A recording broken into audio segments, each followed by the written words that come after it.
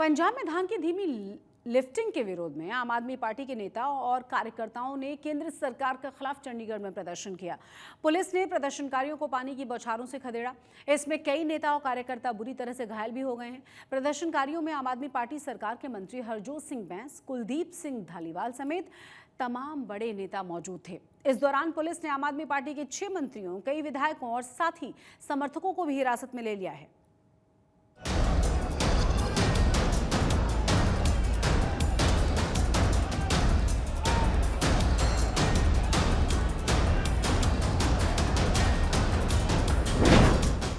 चंडीगढ़ में आपका प्रदर्शन, पुलिस ने चलाया वाटर कैनन, धान की धीमी लिफ्टिंग पर हुआ बवाल, केंद्र सरकार के खिलाफ बीजेपी कार्यालय का घेराव, पुलिस के साथ प्रदर्शनकारियों की झड़प, सरकार के खिलाफ नारे लगाते लोग और पुलिस का ये वाटर कैनन। तस्वीरें चंडीगढ़ के बीजेपी कार्यालय के बाहर की है, जहां आम आदमी पार्टी केंद्र सरकार के खिलाफ धान की धीमी लिफ्टिंग को लेकर हंगामा कर रही है। प्रदर्शनकारियों ने कई घंटे तक सरकार के खिलाफ जमकर बवाल काटा, जिन्हें काबू करने के लिए पुलिस प्रशासन को काफी मशक्कत करनी पड़ी।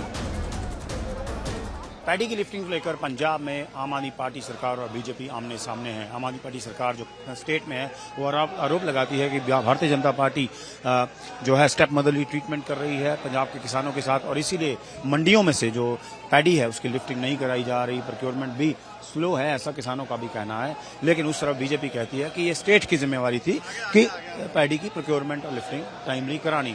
लेकिन अब हालात ये हैं कि आप देख सकते हैं आम आदमी पार्टी के वर्कर्स जो हैं वो बीजेपी ऑफिस के बाहर जो है प्रोटेस्ट करने आए हैं, लेकिन यहाँ पर चंडीगढ़ पुलिस ने हैवी बैरिकेडिंग कर रखी है और उन्हें रोकने के लिए पूरे इंतजाम जो है यहाँ पर चंडीगढ़ पुलिस ने किए हैं। लेकिन जैसे वर्कर जो हैं वो आगे बढ़ना चाहते हैं, वहीं चंडीगढ़ पुलिस जो है उन्हें रोकना चाहती है। पंजाब में इन दिनों धान के उठान को लेकर खूब हंगामा हो रहा है। मंडियों में धान के ढेर लगे हैं। धान की धीमी लिफ्टिंग को लेकर आम आदमी पार्टी के नेताओं और कार्यकर्ताओं ने केंद्र सरकार के खिलाफ चंडीगढ़ में प्रदर्शन किया। प्रदर्शनकारियों ने सेक्टर 37 स्थित पंजाब बीजेपी कार्यालय की तरफ कूच किया। प्रदर्शनकारी बीजेपी कार्यालय घेरने जा रहे थे, तभी पुलिस ने उन्हें रास्ते में ही रोक दिया। प्रदर्शनकारियों को रोकने के लिए पुलिस ने बैरिकेडिंग की थी, लेकिन प्रदर्शनकारियों ने आगे बढ़ने का प्रयास किया तो पुलिस ने उन्हें वाटर कैनन का प्रयोग कर खदेड़ा। इस दौरान आप कार्यकर्ताओं का गुस्सा केंद्र सरकार के खिलाफ जमकर फूटा। केंद्र सरकार इसलिए जिम्मेवार है कि जब चावल की चढ़ाई हो जाती है ना, तो उसका स्टोर जो छेलर मालिक होता है उसने अपने गोडाउन में किया होता है, तो उसकी लिफ्टिंग करके उसको आगे चावल, पंजाब में तो इतनी इसकी खपत है नहीं, तो एफसी की ड्यूटी बनती है, केंद्र सरकार की बनती है कि वो चावल उठाया जाए स्पेशल ट्रेन लगा के, तो वो जगह खाली हो जाएगी, तो जिसे हम अंग्रेजी में स्पेस बोलते हैं। शेलर माल के पास स्पेस बन जाएगा, वहाँ नया चावल की चढ़ाई करेगा तो रख लेगा। इसलिए केंद्र सरकार जिम्मेवार है। पंजाब और पंजाबी जो हैं ये बड़े लबाइल लोग हैं, जज्बाती लोग हैं और अपने हक के लिए फट खड़े हो जाते हैं। और पंजाब तभी कभी सेटल नहीं हुआ, ये आज से नहीं है, ये सदियों से चला आ रहा है। जब मुगल थे तब भी हम सेटल नहीं थे, तब भी हम अपनी क्रांति यहाँ सारा देश को उन्होंने राज किया, लेकिन यहाँ उनको राज हमने नहीं करने दिया। अंग्रेजों को अगर हम हार गए माना, लेकिन उसी वक्त हमने उनके साथ जंग शुरू कर दी। ये जो आते हैं ना अपने मोदी साहब और शाह साहब, इनको ये हिस्ट्री इन्होंने पढ़ी नहीं है, इस कारण ये हमेशा कोई ना कोई इनको पंजाब के साथ कोई ना कोई ऐसा कोई उल्टा काम कर लेते हैं। अब इनको रियलाइज करना चाहिए कि किसान जो हैं, जो सिर्फ अपनी खेती कर रहे हैं, मेहनत करना चाहते हैं, कमाई करना चाहते हैं, आप उनकी अगर फसल नहीं उठाएंगे तो कैसे अगली फसल कैसे बेचेंगे, अगली फसल के पैसे कहाँ से आएंगे। तो ये बहुत बड़ी मुश्किल आई हुई है, इन्हें ये फसल उठानी चाहिए। प्रदर्शन में आप सरकार के मंत्री हरजोत सिंह बैंस, कुलदीप सिंह धालीवाल समेत तमाम बड़े नेता मौजूद थे। इस दौरान पुलिस ने आप के 6 मंत्रियों, कई विधायकों और समर्थकों को हिरासत में ले लिया। वहीं पुलिस के साथ झड़प और वाटर कैनन में कई प्रदर्शनकारी घायल भी हो गए, लेकिन आप कार्यकर्ता किसी भी हाल में पीछे हटने को तैयार नहीं हो रहे थे। उनका कहना है कि पंजाब की मंडियों में धान खरीद और पुराने अनाजों की धीमी लिफ्टिंग की समस्या के लिए केंद्र सरकार जिम्मेदार है। इसका जल्द से जल्द समाधान किया जाना चाहिए। ਜਿਸ ਹਿਸਾਬ ਨਾਲ ਲੁੱਟਮਾਰ ਕਰ ਰਹੇ ਨੇ ਪੰਜਾਬ ਦੀ, ਸਿੱਧਾ ਮਸਲਾ ਹੈ ਕਿ ਪਿਛਲੇ ਸਾਲ ਦਾ ਵੀ ਜਿਹੜਾ ਚੌਲ ਇਹਨਾਂ ਨੇ ਚੱਕਣਾ ਸੀਗਾ ਉਹ ਅੱਜ ਤੱਕ ਮੰਡੀਆਂ ਤੋਂ ਵੀ ਵੇਅਰ ਹਾਊਸ ਤੋਂ ਵੀ ਔਰ ਜਿਹੜੇ ਸ਼ੈਲਰ ਨੇ ਉਹਨਾਂ ਤੋਂ ਨਹੀਂ ਚੱਕਿਆ ਗਿਆ।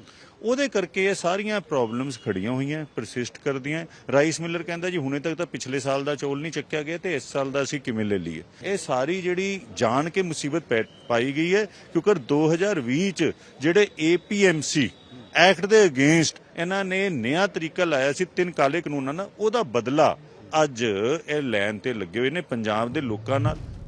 फिलहाल धान उठान के मुद्दे पर पंजाब में राजनीति गर्मा गई है। आप शासित राज्य सरकार और केंद्र सरकार आमने सामने आ गई है, जहां आम आदमी पार्टी केंद्र सरकार के इस मुद्दे को लेकर गंभीर नहीं होने का आरोप लगा रही है, तो बीजेपी इसे आपका ड्रामा बता रही है। आज तक ब्यूरो। पंजाब की 4 विधानसभा सीटों पर उपचुनाव इस बार रोमांचक होने वाला है। करीब 32 साल बाद शिरोमणि अकाली दल उपचुनाव के मैदान से बाहर है। अब देखना ये होगा कि अकाली दल का वोट बैंक उपचुनाव में किसको वोट करता है। वहीं उपचुनाव के लिए नामांकन वापस लेने का आज आखिरी दिन था। देखिए हमारी यह खास रिपोर्ट।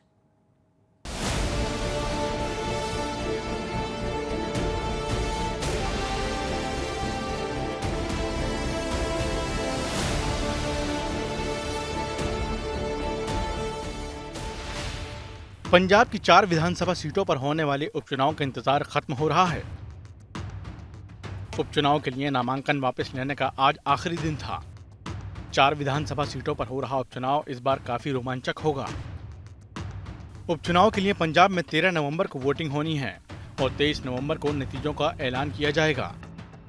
पंजाब की जिन विधानसभा सीटों पर उपचुनाव होने जा रहे हैं उनमें से 3 सीटें कांग्रेस के पास थीं और 1 सीट आम आदमी पार्टी के पास थी, जो इसी साल लोकसभा चुनाव के दौरान इन सीटों के विधायकों के सांसद चुने जाने के बाद खाली हो गई थीं। उपचुनाव को लेकर कांग्रेस ने बरनाला से कुलदीप सिंह ढिल्लों, गिदड़बाहा से अमृता वडिंग, चंबेवाल से रंजीत कुमार और डेरा बाबा नानक से जतिंदर कौर को मैदान में उतारा है। कांग्रेस ने गिदड़बाहा सीट पर राजा वडिंग के लोकसभा सदस्य चुने जाने के बाद उनकी पत्नी अमृता वडिंग को टिकट दिया है। गिदड़बाहा से अमृता वडिंग के नाम की चर्चाएं काफी लंबे समय से चल रही थीं और अब उनके नाम पर मोहर लग गई है। वहीं गुरदासपुर के डेरा बाबा नानक विधानसभा सीट से गुरदासपुर के कांग्रेस सांसद सुखविंदर सिंह रंधावा की पत्नी जतिंदर कौर को उम्मीदवार बनाया गया है। डेरा बाबा नानक सीट सुखजिंदर सिंह रंधावा के सांसद बनने के बाद खाली हुई थी। आपको बता दें कि उपचुनाव में डेरा बाबा नानक सीट पर जतिंदर कौर रंधावा का मुकाबला बीजेपी के मनप्रीत बादल से है। आपको बता दें कि इस बार किस सीट पर किसका मुकाबला किससे है। डेरा बाबा नानक विधानसभा सीट पर बीजेपी ने रविकरण काहलो को कैंडिडेट बनाया है, तो आम आदमी पार्टी ने गुरदीप सिंह रंधावा और कांग्रेस ने जतिंदर कौर को मैदान में उतारा है। वहीं अकाली दल ने कोई उम्मीदवार नहीं उतारा है। बरनाला विधानसभा सीट पर बीजेपी ने केवल सिंह ढिल्लों को कैंडिडेट बनाया है, तो आम आदमी पार्टी ने हरिंदर सिंह धालीवाल और कांग्रेस ने कुलदीप सिंह ढिल्लों को मैदान में उतारा है। वहीं अकाली दल ने कोई उम्मीदवार नहीं उतारा है। गिदड़बाहा विधानसभा सीट पर बीजेपी ने मनप्रीत सिंह बादल को कैंडिडेट बनाया है, तो आम आदमी पार्टी ने हरदीप सिंह डिम्पी ढिल्लों और कांग्रेस ने अमृता वडिंग को मैदान में उतारा है। वहीं अकाली दल ने कोई उम्मीदवार नहीं उतारा है। चंबेवाल विधानसभा सीट पर बीजेपी ने सोहन सिंह ठंडल को उम्मीदवार बनाया है, तो आम आदमी पार्टी ने ईशान सिंह चंबेवाल और कांग्रेस ने रंजीत कुमार को मैदान में उतारा है। वहीं अकाली दल ने कोई उम्मीदवार नहीं उतारा है। उपचुनाव में जीत के लिए कोई पार्टी कोई कसर नहीं छोड़ना चाहती है, क्योंकि एक तरफ जहां आम आदमी पार्टी के लिए ये चुनाव लिटमस टेस्ट है, तो वहीं विपक्षी दल इसे 2027 का सेमीफाइनल बता रहे हैं। आज तक ब्यूरो।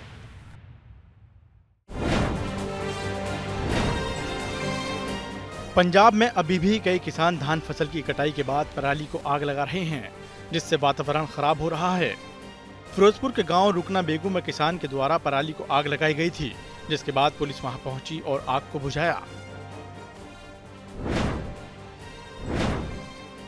फिरोजपुर की मंडी में आए किसानों ने बताया कि वह पिछले 4 दिन से मंडी में अपनी फसल लेकर बैठे हुए हैं। अभी तक फसल की खरीद नहीं हुई। मंडी में नई फसल रखने की जगह नहीं है, क्योंकि लिफ्टिंग तेजी से नहीं हो रही है। किसानों की सरकार से अपील है कि लिफ्टिंग में तेजी लाई जाए। देशवासी खुशी खुशी त्योहार मना पाएं, इसके लिए हमारे सेना और अर्धसैनिक बल के जवान सीमाओं पर मुस्तैद हैं। सरहदों की रखवाली के साथ साथ जवान घर से दूर रहते हुए भी त्योहार मनाना नहीं भूलते। जम्मू कश्मीर के श्रीनगर के हुमहामा में बीएसएफ परिसर में दिवाली मेला का आयोजन किया गया था। इस खास प्रोग्राम का मकसद था दिवाली मिलकर मनाना, क्योंकि बीएसएफ का हर एक जवान बीएसएफ का परिवार है। ऐसे में जो जवान सरहद पर ड्यूटी कर रहे हैं और उनके परिजनों को दिवाली पर अकेलापन फील न हो, इसके लिए दिवाली मेले का आयोजन किया गया था, जिसमें जवान और उनके परिजनों ने साथ मिलकर दिवाली मनाई। इस कार्यक्रम में बीएसएफ के सीनियर ऑफिसर्स भी पूरे उत्साह के साथ परिवार के साथ शामिल हुए।